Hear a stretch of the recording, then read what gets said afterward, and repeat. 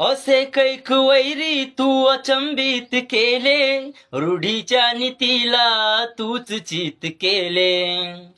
चाललो आम्ही पण शिखर वैभवाला, गरज आज नाही कुणाची आम्हाला.